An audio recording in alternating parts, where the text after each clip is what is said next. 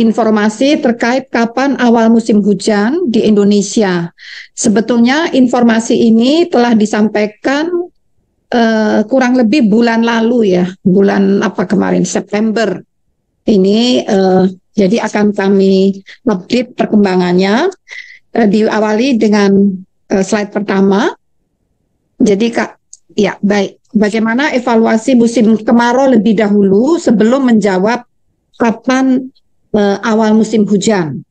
Nah, ini kita lihat kilas balik, selalu SOP kami diawali dengan setelah melakukan analisis, perakiraan musim, kemudian dilakukan press release prediksi kemarau 2023, dan saat itu diprediksi kami menyampaikan press release ini di bulan awal Maret, seingat saya di awal Maret, disampaikan bahwa musim kemarau 2023 diprediksi untuk wilayah Indonesia ini lebih awal. Nah, kemudian setelah press release juga disampaikan kedua kalinya bahwa El Nino berpeluang terjadi itu antara 50 sampai 60% dan diprediksi akan dimulai di semester kedua tahun 2023. Nah, jadi ini disampaikan di bulan Maret tanggal 6. Dan tadi diperkirakan maju dari normalnya dan sebagian besar masuk pada bulan April dengan puncak di bulan Agustus. Slide berikutnya. Nah, ini hasil analisis awal musim kemarau. Jadi kita lihat awal musim kemarau banyak terjadi pada bulan April hingga Juni 2023 sesuai dengan prediksi awal musim kemarau di tahun ini yang telah dirilis Maret yang lalu. Nah, ini kita lihat, kita sandingkan ada dua peta. Peta yang di atas itu prediksi dan analisisnya disajikan di peta di bawah. Nah, ini terlihat memang hasilnya tidak sama persis, tetapi secara umum sebagian besar adalah sama. Nanti kami ada analisis perhitungan atau skillnya berapa persen kesamaan yang kami sampaikan. Nah, ini kita lihat ya, kurang lebih zonasinya juga sama ya secara umum. Nah, slide berikutnya, di sini kita lihat perbandingan awal musim kemarau 2023 terhadap normal. Ini selalu kita sandingkan perakiraan dengan analisisnya ya. Jadi bagaimana perbedaan atau kesamaannya. Jadi sebanyak 37,5% wilayah zona musim di Indonesia mengalami awal musim kemarau yang lebih awal atau maju. Hal tersebut sesuai dengan pesan utama saat perakiraan musim kemarau tahun 2023 dirilis pada bulan Maret. Jadi artinya hasil prediksi itu sesuai dengan faktanya dari hasil analisis ini.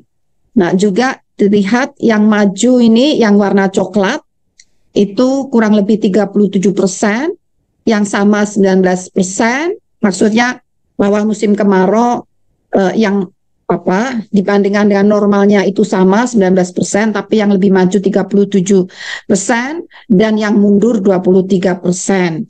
Nah, untuk yang warna putih itu wilayah yang tipe satu musim ya. Kemudian ini yang menarik, masih ada zona yang sampai hari ini itu belum mengalami musim kemarau. Karena saat sebetulnya zona tersebut jadi yang berwarna abu-abu, diarsir, itu misalnya di Kepala Burung di Papua bagian utara, itu belum masuk musim kemarau. Juga di itu wilayah Timor, Pulau Timor, itu juga belum masuk musim kemarau. Di Sumatera, ini ada sedikit wilayah belum memasuki musim kemarau. Ada juga yang disebabkan karena saat yang seharusnya musim kemarau, saat itu terjadi gangguan. Misalnya ada Madden-Julian Oscillation atau gelombang atmosfer lainnya. Nah, sehingga saat yang harusnya musim kemarau tidak mengalami musim kemarau. Kemudian slide berikutnya, Mari kita lihat skill perakiraan awal musim kemarau. Nah, ini kita lihat pada peta yang berwarna biru tua itu sebanyak 251 zona musim ya, dari 600 zona musim, sekitar 600-an zona musim. Perakiraannya tepat sesuai dengan realita sampai, jadi 0 sampai 1 itu artinya benar-benar tepat sesuai perakiraan sampai meleset 1 dasarian. Itu yang berwarna biru tua. Pada peta kita lihat sebanyak 57% zona musim. Nah, yang biru muda itu ada perbedaan antara 2 sampai 3 dasarian. Nah, ini 118 zona musim. Nah, kemudian yang hijau dan seterusnya ini jumlahnya makin sedikit zona musimnya. Nah, ini yang tidak sama sampai 9 dasarian. Nah, itu yang warnanya merah. Jadi yang warna merah itu selisih dasariannya sampai 9. Di sini kita lihat sebagian besar, yaitu 57 plus 27%. Perakiraan itu tepat, ya kurang lebih sama dengan yang diperkirakan. Jadi akurasinya sekitar 84% dari perakiraan awal musim kemarau 2023 ini. Slide berikutnya. Lalu bagaimana dengan prediksi dinamika atmosfer dan laut tahun ini 2023-2024? Nah, saya yakin untuk slide ini semuanya sudah lebih ahli dari saya. Mungkin tidak perlu ya, jadi faktor dominan pengendali iklim di Indonesia, El Nino, La Nina, kemudian suhu muka laut, Indian Ocean Dipole yang saat ini juga aktif ya, kemudian selain El Nino, La Nina, Indian Ocean Dipole aktif bersamaan, bahkan yang Indian Ocean Dipole ini indeksnya nampaknya kok semakin ya menguat begitu.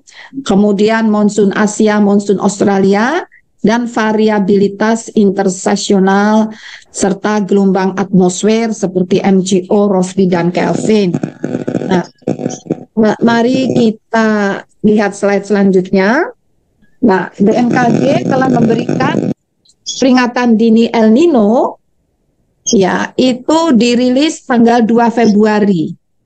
Dan ini disampaikan langsung ke Presiden, ke seluruh kementerian, Menko, badan-badan atau lembaga terkait, juga para gubernur, dan kami memonitor juga gubernur menyebarluaskan ke seluruh kabupaten di bawahnya, juga ke publik, ke masyarakat luas, melalui berbagai kanal informasi, antara lain untuk mayoritas populasi Indonesia itu milenial, sehingga kami juga menyampaikan melalui sosial media, media online, dan juga media cetak ataupun media mainstream. Nah, jadi disampaikan hingga Januari tahun 2023 intensitas La Nina ini terus melemah dan diprediksi akan segera beralih menuju netral pada bulan Februari-Maret, yang berarti iklim di Indonesia akan kembali normal. Nah, kondisi netral ini diprediksi saat itu akan terus bertahan hingga pertengahan tahun. Maka saat itu BMKG memprediksi ada peluang sekitar 40-50% kondisi netral itu akan bertahan dan berkembang menjadi El Nino lemah itu mulai Juni-Juli. Nah, kemudian di sisi lain juga peluang ya ini sudah menjadi lemah ya mulai Juni-Juli. Kemudian berdasarkan catatan sejarah masa lalu, El Nino kategori lemah yang terjadi setelah pertengahan tahun umumnya berlangsung dengan durasi yang pendek. yaitu 5 sampai 7 bulan.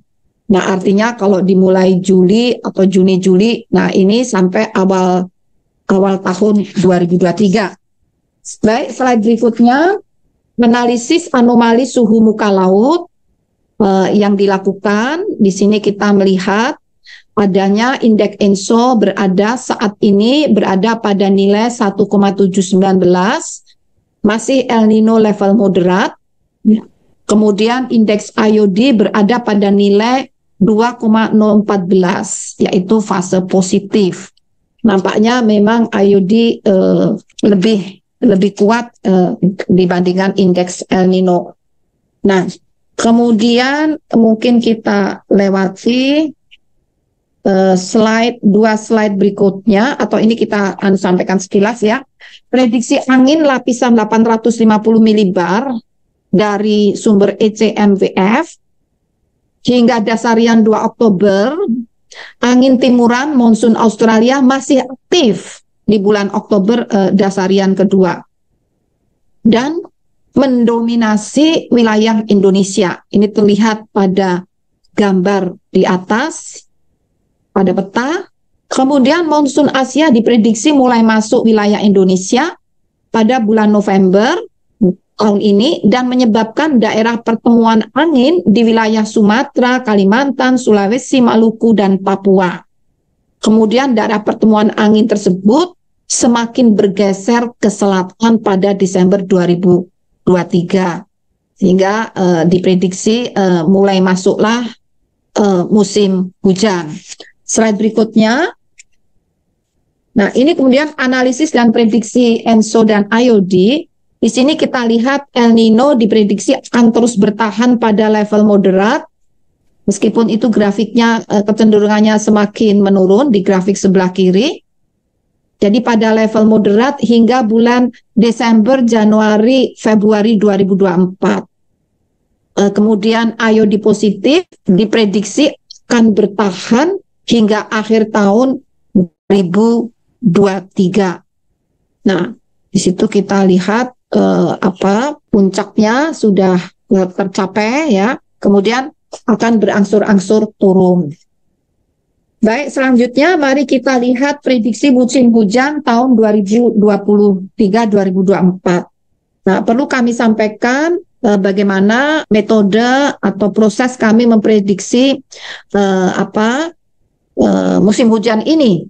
Diawali dengan memanfaatkan data ya, data yang diambil dari jaringan pengamatan curah hujan observasi BMKG. Ini kita lihat dari AWS ya, kemudian dari AWS yang ARG automatic rain gauge-nya sekitar 708 sebarannya. Kita lihat yang warna segitiga warna biru tua, automatic weather station-nya lingkaran yang biru muda, ini separuhnya yaitu 375 station. Kemudian ARWS itu yang pink, ini jumlahnya 62. Kemudian ada pos hujan, itu yang warnanya hijau, tapi ini mungkin karena petanya terlalu kecil ya, jadi hijaunya tidak begitu terlihat, tertutup oleh biru. Jadi sebetulnya yang mayoritas ini adalah pos hujan, lebih dari 5.000 atau 5.837 pos hujan. Kemudian juga ada 27 stasiun klimatologi. Jadi data tersebut semuanya diolah dan juga di QC melalui quality control. Kemudian jadi dari data observasi curah hujan setelah melalui quality control dengan metode cross error check dan advanced quality control, kemudian dilanjutkan diproses sesuai dengan bagan yang terlihat di sebelah kanan. Nanti akan kami tunjukkan secara lebih detail di slide berikutnya. Nah, slide berikutnya menunjukkan mekanisme prediksi musim hujan, yaitu tahapan pengolahan prediksi musim hujan. Itu kami menggabungkan model dinamis yaitu dari ICMWF Eropa dan CFSV2 USA. Diintegrasikan dengan model statistik menggunakan ARIMA, Wavelet, dan UNFIS. Nah, dari model statistik didapatkan data deterministik, juga dari model dinamis didapatkan data deterministik plus probabilistik. Kemudian diintegrasikan diensemblekan untuk mendapatkan prediksi musim, perakiraan musim. Integrasi antara model dinamis dan model statistik tadi setelah diensemblekan. Kemudian juga metode analogi itu di situ ada deterministik dan robustness-nya, terutama untuk menghasilkan draft perkiraan musim hujan, kemudian dihasilkan pula informasi awal musim hujan, khususnya tahun 2023-2024. Di situ kita akan mengetahui apakah ada yang maju atau ada yang mundur terhadap normalnya. Kemudian juga kita lihat, kita analisis sifat hujannya. Juga kami lakukan prediksi puncak musim hujan dan panjang musim. Nah, jadi inilah kurang lebih apa yang dilakukan. Kemudian slide berikutnya, bagaimana mekanisme prediksi musim hujan yang dilakukan BMKG. Jadi kami melakukan pembahasan berjenjang yaitu yang pertama di level kedeputian atau khususnya kedeputian bidang klimatologi. Kemudian ini yang kedua ini sangat penting.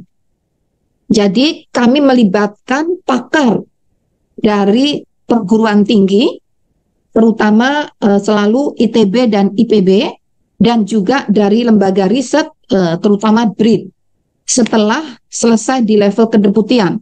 Dari situ dilakukan elaborasi penyempurnaan, dan yang terakhir adalah rapat nasional bersama perakirawan dari seluruh provinsi di Indonesia. Nah, ini juga di gambar sebelah kiri ini juga kita lihat. Yang pertama, pengolahan dan analisis itu tadi sudah disampaikan dengan model statistik dan dinamis. Kemudian ke forum internal BMKG tadi yang sudah dijelaskan, yaitu khususnya di kedeputian klimatologi. Itu merupakan forum pembahasan internal antar pusat di kedeputian bidang klimatologi. Kemudian ke National Climate Expert Forum, ini yang tadi dengan para pakar dan institusi riset dan seterusnya, sampai akhirnya forum tingkat nasional dan juga National Climate User Forum. Itu dengan para user untuk menyampaikan informasi perakiraan musim kepada masyarakat pengguna informasi BMKG. Nah, slide berikutnya, ini bagaimana flow dari tahapan quality assurance, dari data curah hujan, dari tiap UPT, kemudian itu bukan database itu database, mohon maaf itu kayaknya salah ketik itu. Kemudian masuk ke data curah hujan harian, database, jadi dari setiap stasiun itu masuk ke database. Namun sebetulnya dari stasiun ini secara otomatis real time, data yang otomatis tadi masuk ke processing di BMKG pusat. Jadi langsung dilakukan processing ke data curah hujan harian satu format untuk periode 1961 sampai 2020, lalu processing tahap yang kedua, hasilnya di QC secara spasial dan temporal, kemudian melalui processing tahap ketiga, hasilnya berupa data hasil QC yang homogenity, kemudian processing yang keempat, data hasilnya itu difilter masuk ke processing yang kelima, akhirnya diperoleh data akhir untuk produk normal. Nah, jadi inilah beberapa langkah proses untuk melakukan quality control. Nah, mari kita lihat slide berikutnya. Awal musim hasilnya ini, awal musim hujan di Indonesia sangat beragam, selalu sangat beragam.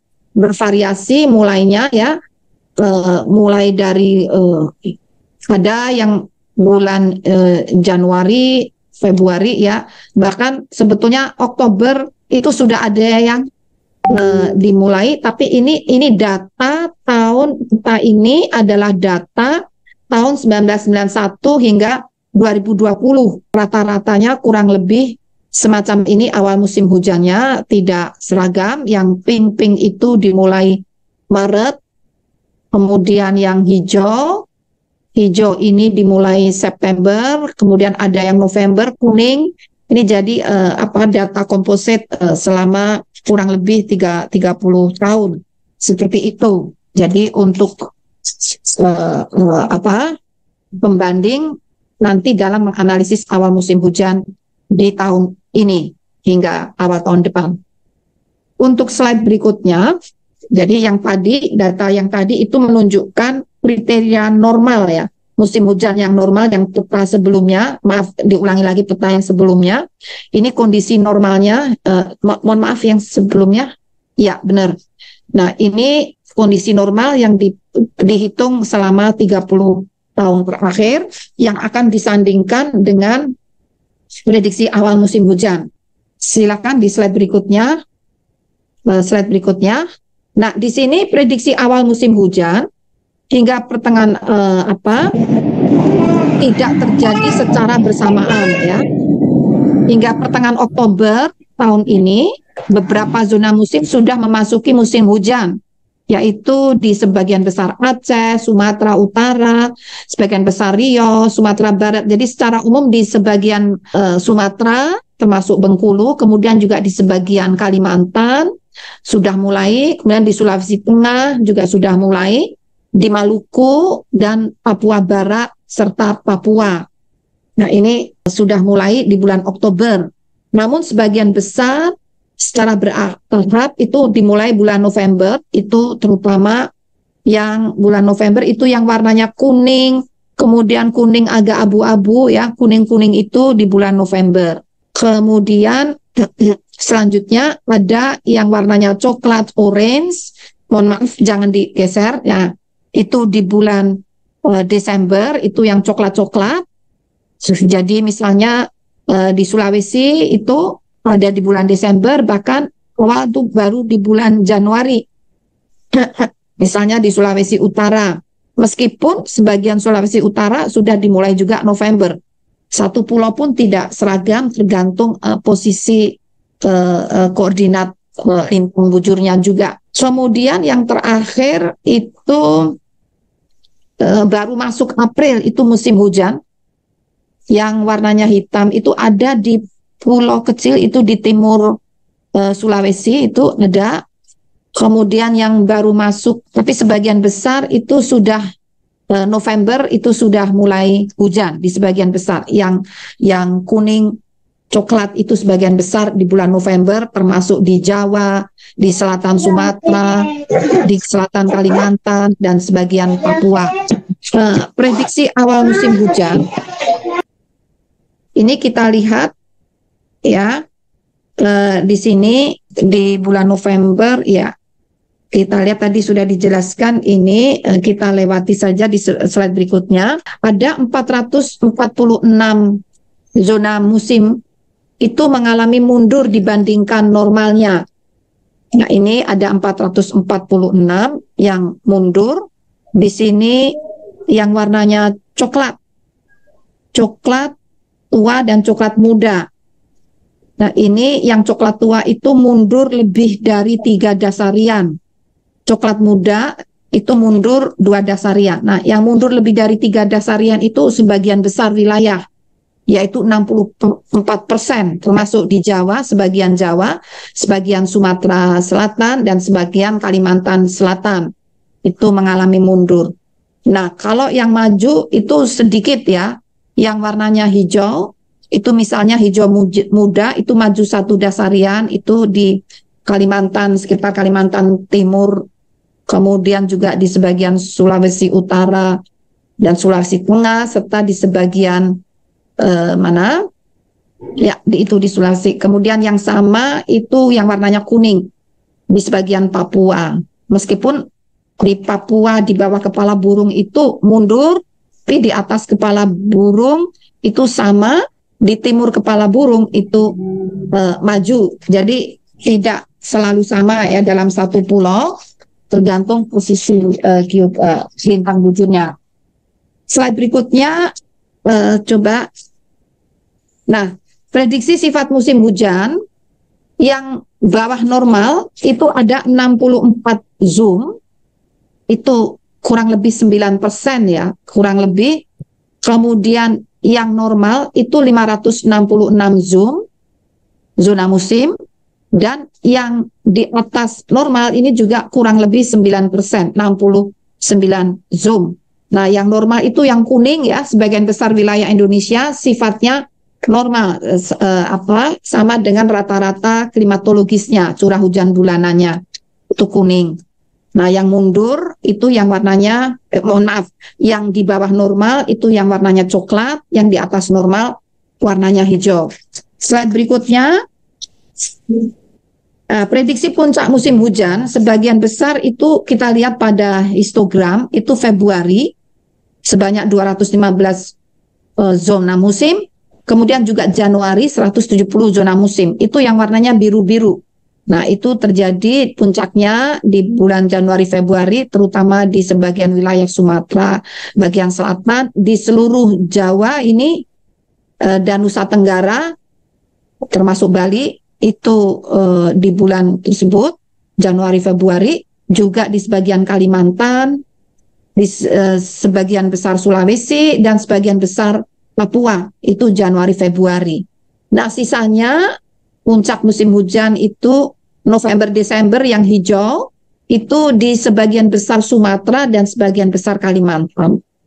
Nah, untuk wilayah seperti Jambi ya, Jambi bagian barat, Sumatera Selatan bagian selatan, sebagian besar Pulau Jawa dan seterusnya, ini merupakan masuk yang ada yang hijau, ada yang biru. Jadi ada yang masuk ke Januari Februari, tapi juga ada yang lebih awal.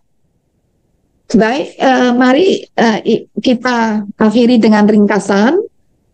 Di sini fenomena El Nino moderat diprediksi terus berlangsung hingga Februari 2024. Kemudian IOD menunjukkan kondisi positif dan diprediksi bertahan hingga akhir tahun 2023. Monsun Asia diprediksi mulai aktif di wilayah Indonesia pada bulan November. Meskipun sebelum November sebagian kecil di wilayah Indonesia Utara juga sudah mulai masuk hujan, sudah mulai terpengaruh. Dan ini artinya monsun Asia ini datangnya lebih lambat dari normalnya, dari biasanya, maaf. Kemudian awal musim hujan tahun 2023 umumnya diperkirakan pada bulan Oktober, Desember. Jadi tadi sebagian besar November ya, tadi November ya. Kemudian dibandingkan dengan normalnya awal musim hujan di tahun 2023-2024 diperkirakan mundur. Yang mengalami mundur itu sebanyak 64% zona musim, yang sama dengan normalnya sebanyak 8% zona musim, yang maju sebanyak 3% zona musim. Kemudian sifat hujan pada periode musim hujan 2023-2024 diperkirakan sifat hujan normal sebanyak 80,9%, jadi mayoritas. Kemudian di atas normal sebanyak 9,9% dan di bawah normal atau lebih kering sebanyak 9,2%. Puncak musim hujan tahun 2023-2024 ini umumnya diperkirakan pada bulan Januari Februari 2024, yaitu sebanyak 55,1%. Demikian yang dapat kami sampaikan. Terima kasih, dan sebenarnya ada beberapa rekomendasi ini, mohon maaf. Rekomendasi ini yang selalu kami sampaikan ke pemerintah daerah, terutama yang sering terdampak dan institusi terkait, serta seluruh masyarakat, agar lebih siap dan antisipatif terhadap bencana hidrometeorologi dan juga terutama untuk wilayah yang musim hujannya sifatnya di atas normal, itu sudah teridentifikasi. Nah, kita saat ini musim kemarau kering, justru waktu yang ideal untuk menyiapkan agar kita lebih siap di musim hujan, terutama untuk mengecek, membersihkan saluran-saluran, maksudnya saluran-saluran air drainase, agar nanti optimal dalam mengalirkan air hujan saat musim hujan datang. Dan pemerintah daerah diharapkan dapat lebih optimal dalam menghimbau kepada masyarakat tentang potensi bencana hidrometeorologi. Kemudian juga bersama-sama pemerintah daerah, kami juga menyiapkan rencana aksi dini atau early action.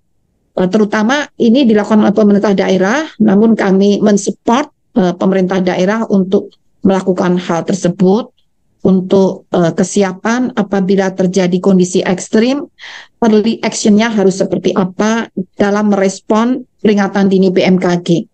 Terima kasih, demikian dapat kami sampaikan. Mohon maaf apabila ada yang masih kurang karena keterbatasan waktu. Terima kasih.